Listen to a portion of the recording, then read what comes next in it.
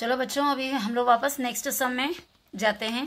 Algebra का next sum algebra का दे रखा है।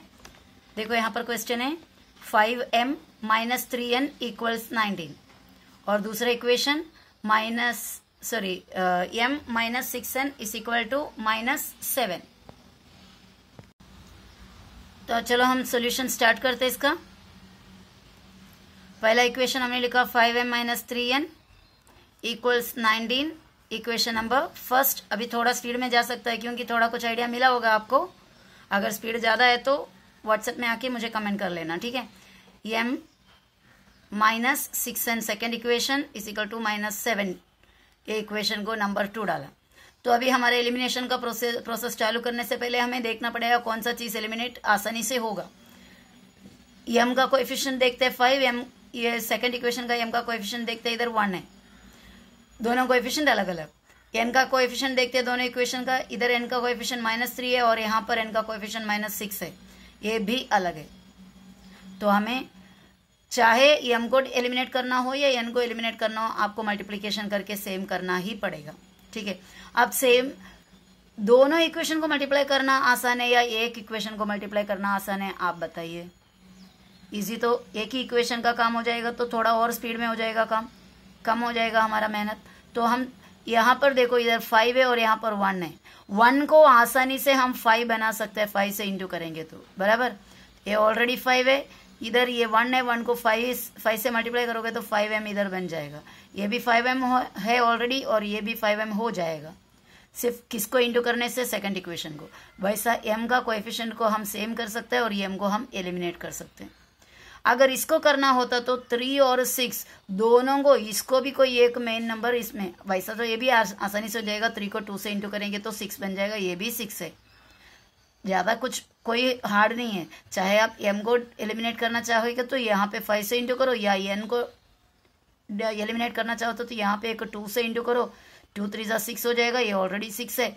आसानी से एक ही सिंगल इक्वेशन को, कोई एक तो ये इक्वेशन को, किसको, ये वाले इक्वेशन को 2 से इंटू करो तो भी हमारा एलिमिनेशन हो जाएगा, तभी लेकिन n एलिमिनेट हो जाएगा। नहीं तो फिर ये इक्वेशन को 5 से इंटू करोगे तो ये वाला m एलिमिनेट हो जाएगा। अभी कोई भी एक डिसाइड करना, हमें क्या करते हो। चलो हम क्या करते हैं, n को एलिमिनेट कर लेते हैं ताकि हमें m पहले मिल जाए। ऐसा कोई कंपलसरी नहीं है, ठीक है, डिसीजन हमारा है। तो हमने n को एलिमिनेट करने का डिसाइड किया। तो हमारा इक्वेशन में मतलब नेक्स्ट स्टेप क्या लिखेंगे हम, ये वाले को यानी मल्टीप्लाइंग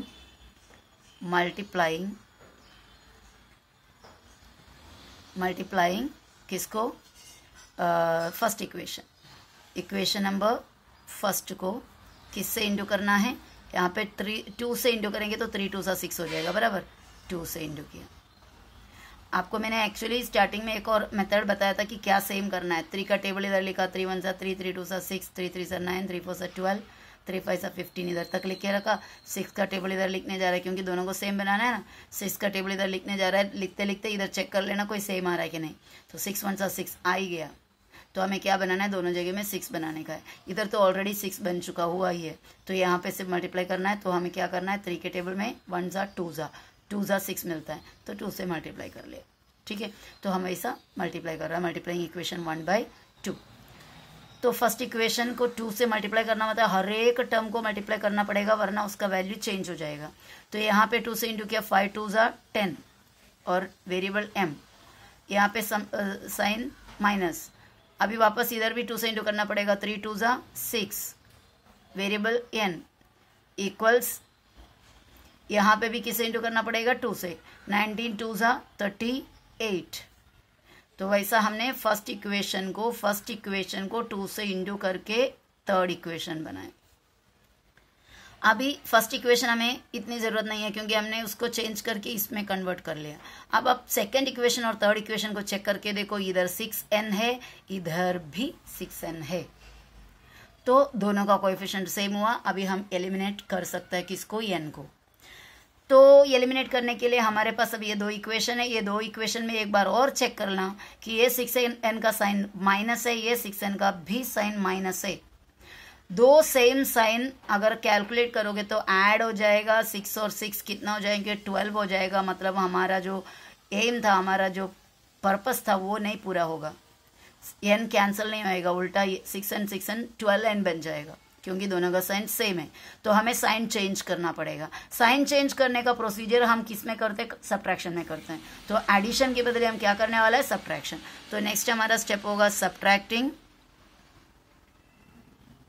सब्ट्रैक्टिंग किसको? इक्वेशन, किसको किस में से, अभी वो चेक करना है। 6n तो हमारा कैंसिल होने वाला है, तो चेक किसको करेंगे? ये वाले को।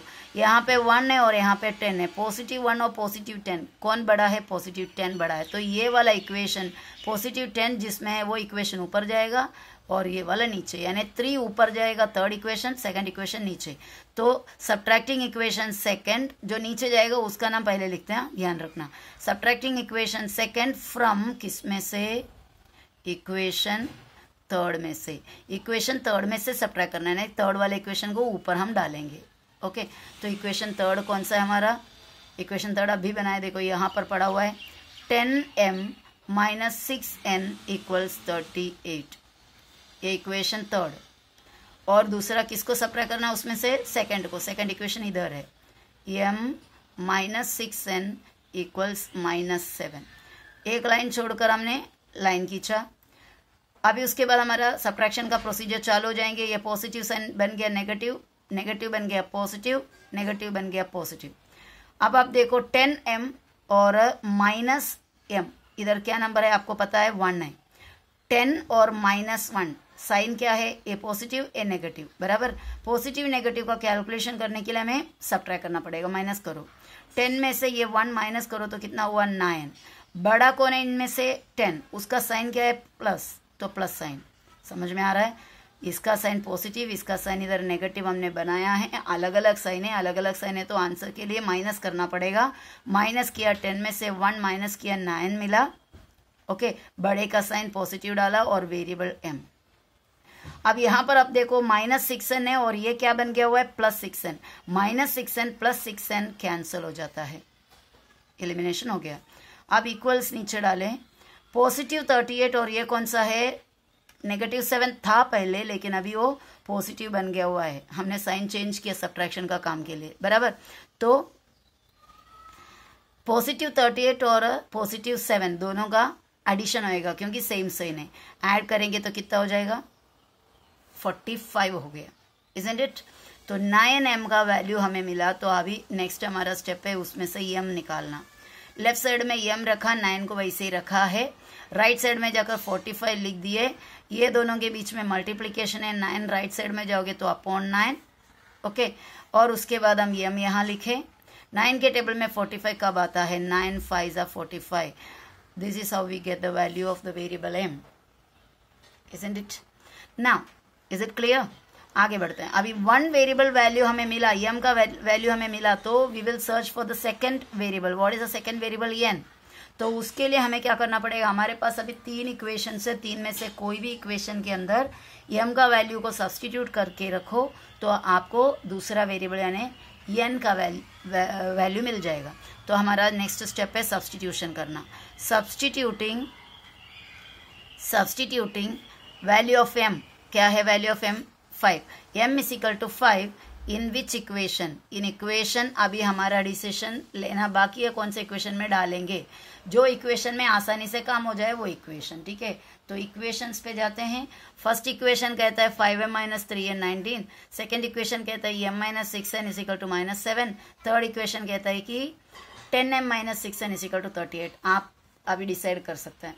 तो मुझे लगता है कि मुझे सेकंड इक्वेशन से लेके जाना चाहिए। देखो इधर छोटे छोटे नंबर भी है, सा लग रहा है। ओके, तो let us select second equation. What is the second equation? m - 6n = -7। m - 6n = -7। m - 6n = -7। याद रखना सेकंड इक्वेशन क्या था? m - 6n = -7। m - 6n = -7, यही था ना हमारा इक्वेशन। तो ये वाला m लिखा, ये सॉरी m का वैल्यू हमारे पास है कितना? 5।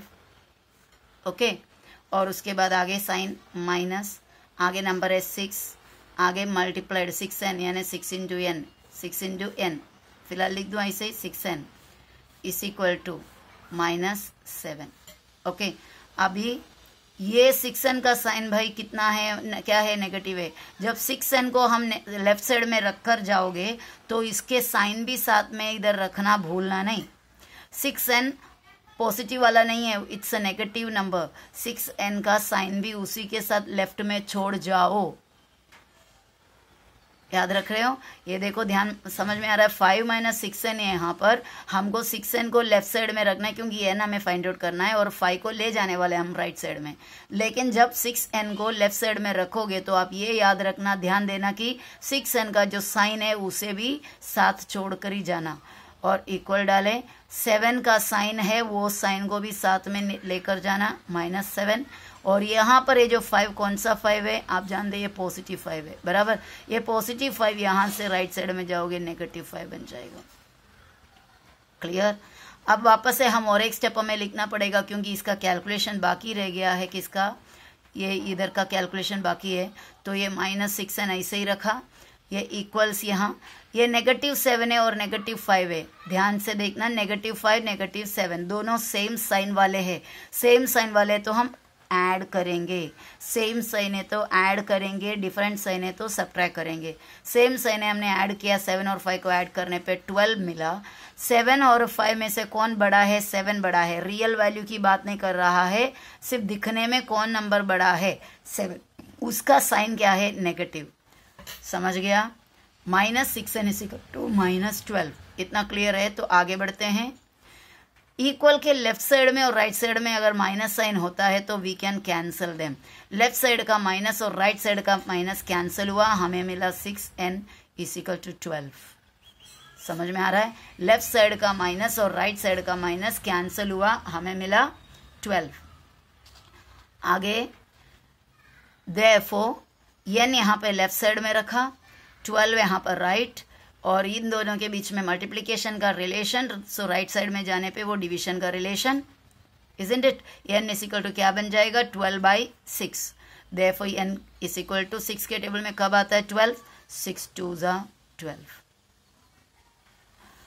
वैसा हमें दूसरा वेरिएबल का भी वैल्यू मिल गया। अब हमारा फाइनल आंसर therefore n और m दो वेरिएबल से पहला कौन सा वेरिएबल का वैल्यू लिखेंगे? m, क्योंकि अल्फाबेटिकली m पहला आता है।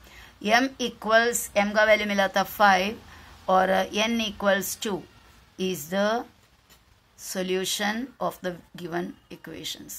Solution of given simultaneous equations. Given simultaneous equations. Okay, तो इस तरह हमने ये सम भी कंप्लीट किया। होप कि आपको ये सम भी समझ में आया हो।